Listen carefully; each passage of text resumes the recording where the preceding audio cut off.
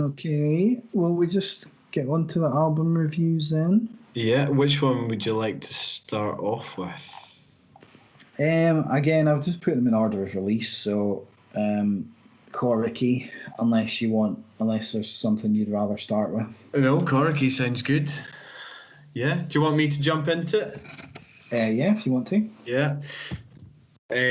So this is the eponymous debut album from Washington DC's very own punk rock outfit, Coriky. The band consists of lead vocalist and guitarist Mr. Ian Thompson Gardner Mackay of both Minor Threat and Fugazi fame, his wife Amy Farina Fariner on drums, who also plays with Mackay, is part of a duo in the form of the Evans, probably, and lastly Joe Laley on bass, who also played in Fugazi, as well as the Misthetics.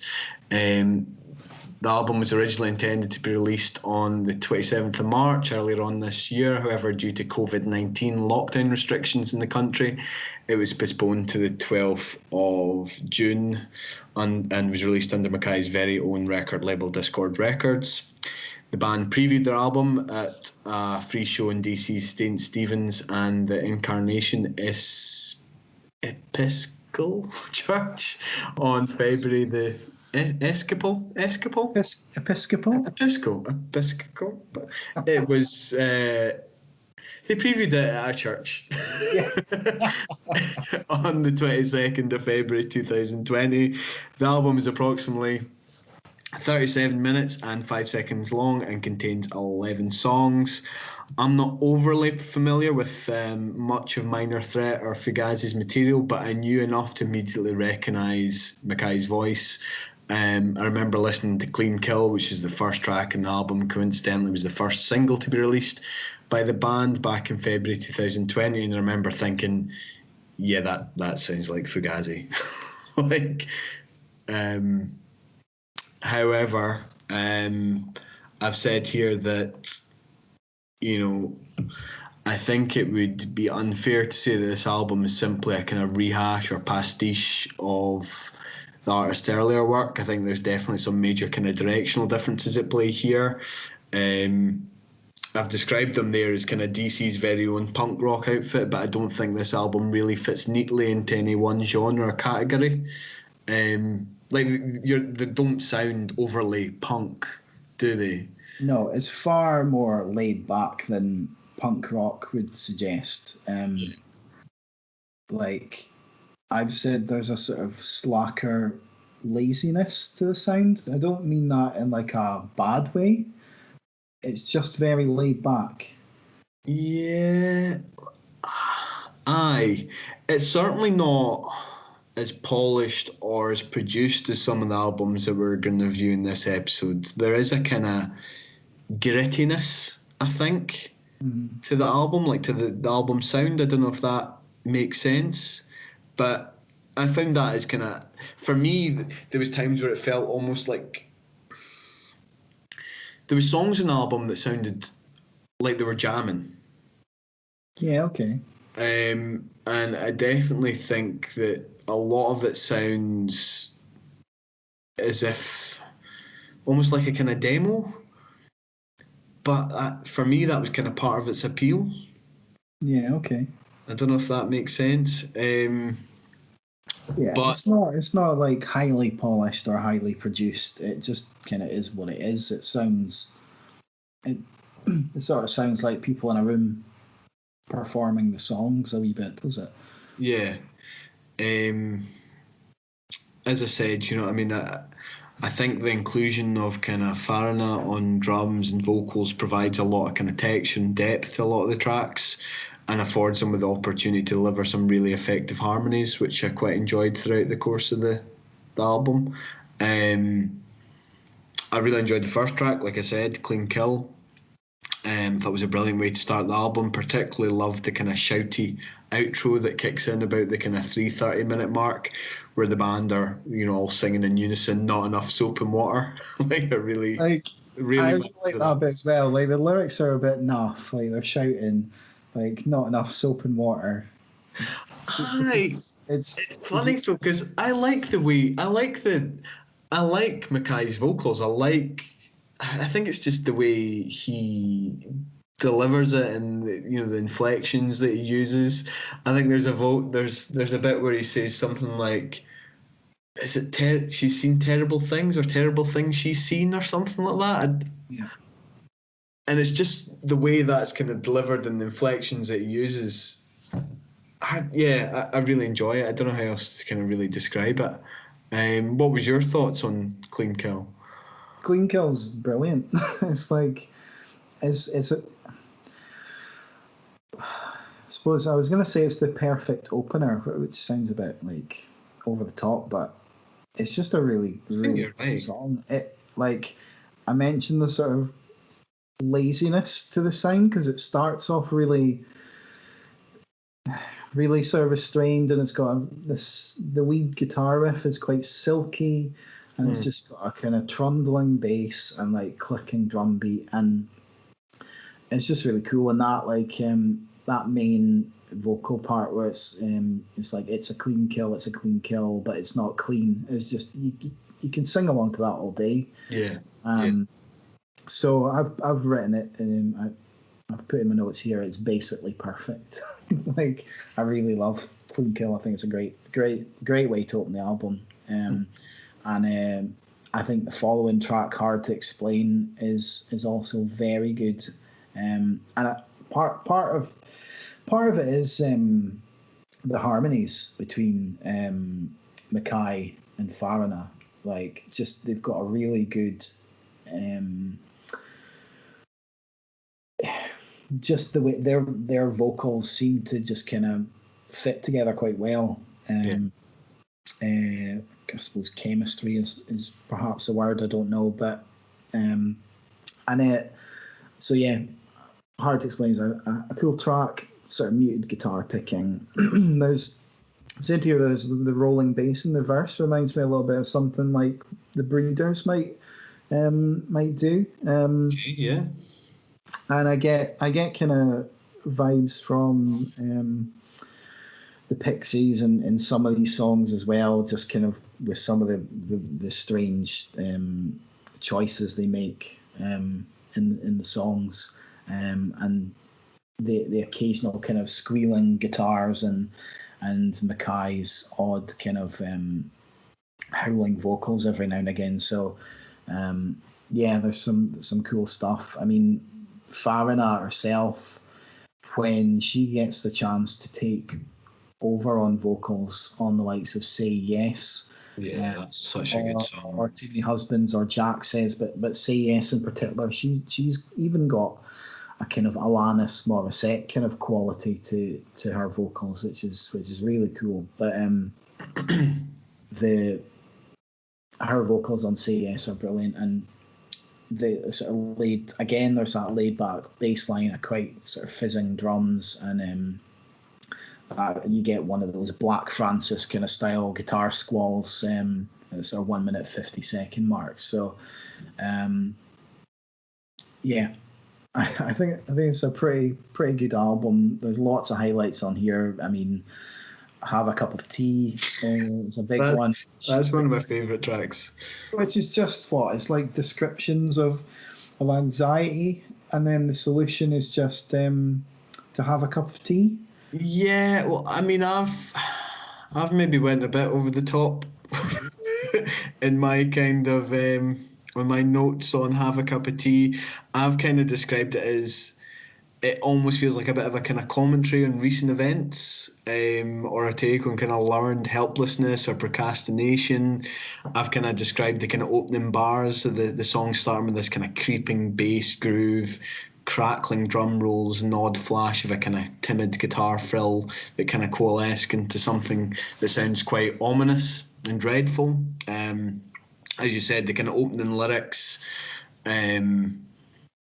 are quite angst and anxiety driven. It starts with the report came in, so much damage, damaging to lessen the damage. has damaged some more, always mixing Molotovs in solitude, trying to fix the score. Then this is immediately preceded by the chorus, what to do, what to do, what to do, have a cup of tea.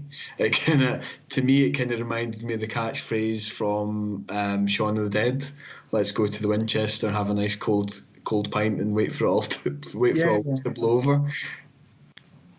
But yeah, that was one of my favourite tracks on the album.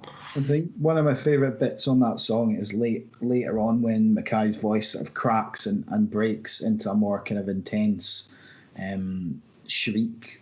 Maybe shriek isn't the right word, but he kind of ramps the intensity up in his vocal. Yeah. It's just quite a cool moment. I quite like when because he does it in Fugazi, and I'm sure he does it in Minor Threat, although I'm not such a big fan of Minor Threat, where he repeats words. So in this song here, I think there's a bit where, as you said, he ramps up the intensity slightly, but it kind of trails off. But I think he kind of repeats, is it living with the enemy or sleeping with the enemy or something like that a few times in this song. Is it this song? I'm not sure. I've got a feeling it is. And it just works really well. I don't know. It's just the inflections, I think, in his voice that I really quite enjoy. And there's stuff like that all over. Yeah. This album. I think Last Thing is probably my favourite track. Right. Okay. Which is kind of just owns with this slow and simple and melodic kind of guitar riff, and it's just sort of hushed, almost but urgent vocals, and then it kind of just builds to this this chorus, which is another display of the kind of vocal chemistry between the singers, and it just simply says the last thing we ever wanted was a war, and it's just repeated over and over and over again, and there's a sort of bass grunt that comes in about halfway through the song, and it's just brilliant. It's like I can't really describe it any more than I have. It's just, I just love the way it starts off really simple and then builds, and then that chorus is just kind of, you can, like a lot of the sort of choruses or repeated lines on this, you can just sing along to them all day. Mm-hmm. And the harmonies are beautiful and sort of powerful and evocative. So it's just a really powerful song that starts off quite sort of simple and slow and haunting. What was your thoughts on track 10 and 11? The last two, is that Inauguration Day and Woulda Coulda? Yeah. So I quite like Inauguration Day. I like this sort of drive to it. It sort of chugs along through this first kind of minute and a half of instrumental. And there's some, I suppose this is where I maybe got some of the Pixies stuff from. There's like weird out of tune guitar sounds and stuff on there. But it's the bit, the sort of chant that starts at the 2:30 mark, which I think for me is one of the best parts, one of the best moments on the album. Where it just goes, there's some people here to see you. I don't think they agree with you. 100,000 strong, standing out on the lawn.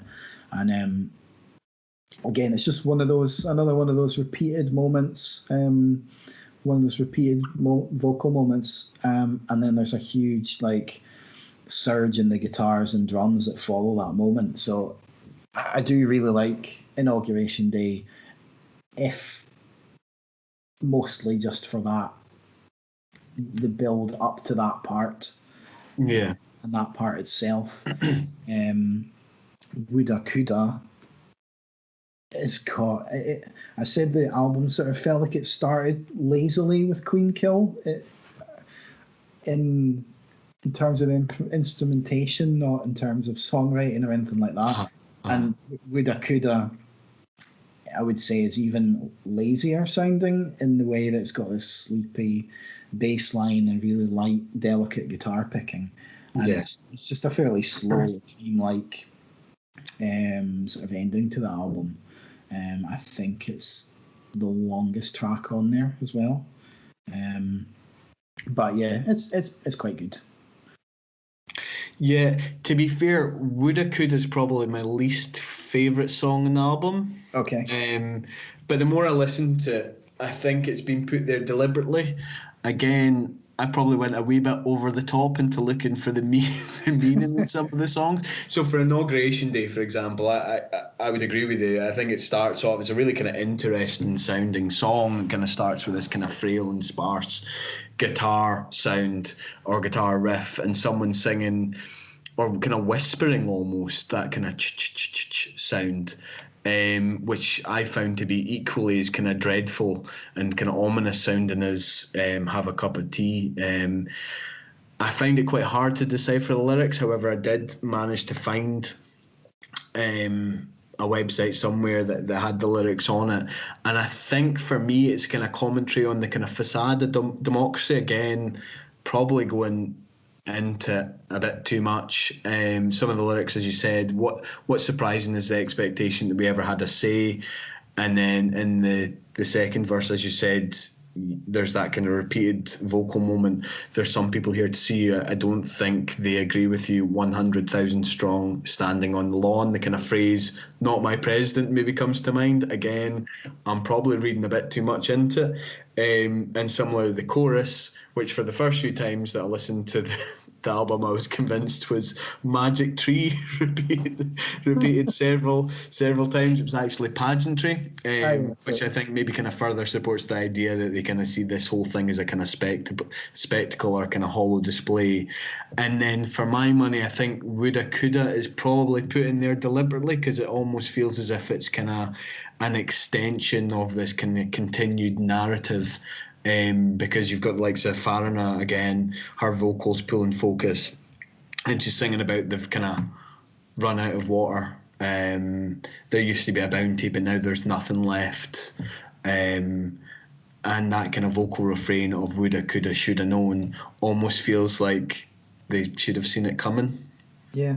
I don't know if you're following my line of thinking. No, absolutely. I mean, I've probably my analysis of the lyrics on this one has not been very in depth at all, but I've really, it's really been the instrumentation and the melody of the vocals that's really had an effect on me. And I pick up on, like, I'd say this probably every episode, I'm not really a lyrics guy, and then I go on to pull out loads of lyrics. Yeah, totally. But I've done that less here, and it's more there are these moments where I've maybe not really analysed them in any particular way. So I don't disagree with anything you're saying. So I don't sound like an absolute crackpot then. No, definitely not. I'm sure there is a sort of social commentary and political commentary aspect to many of these songs. Yeah, I think there probably is, just because of who Ian Mackay is. You know what I mean? Kind of what he's done previously. But yeah, how did you rate it? What was your kind of overall rating? I enjoy this more and more the more I listen to it. I would agree. Yeah. To be honest, when I first heard it, I was kind of the first couple of tracks. I was like, yeah, this is great, and then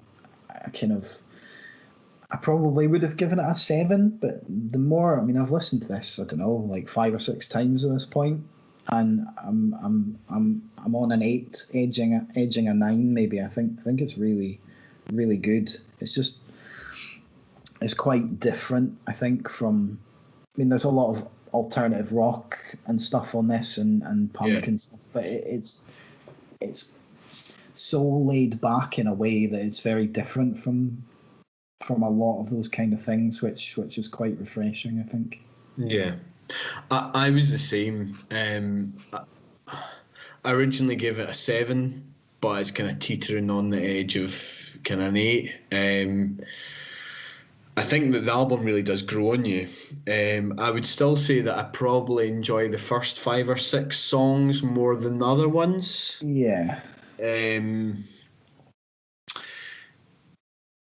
I think that's just my personal preference. You know, I mean, it's certainly not taking anything away from those other songs, and there's certainly elements on those tracks that I really liked. But I think the band, I definitely do think the band have deliberately organised these songs in this manner as some sort of social commentary or political commentary. Again, I'm probably kind of reading a bit too much into it, but certainly with those last 2 tracks, I definitely think they're juxtaposed in that manner for a reason. But yeah, I think I certainly would agree with you. I think the more that you listen to it, the more you enjoy it, the more it'll grow on you. Yeah, definitely. It's a cool album. So that is Coriky's self-titled album. I when you started off this review, you called it their eponymous debut, and I've written in my notes that this is their self-debut album, or eponymous debut, as Grant would put it. So, Yeah, mention there we that. go. So yeah, if that sounds like your cup of tea, then check out Excuse me, man. self-titled album from Coriky. Was that deliberate? The cup of tea part? Yeah.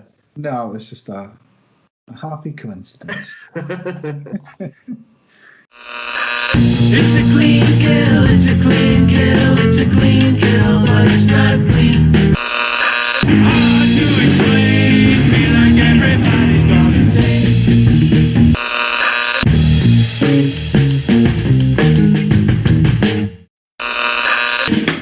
Have a cup of tea. Last thing we ever wanted was a war. There's some people here to see you. I don't think they agree with you.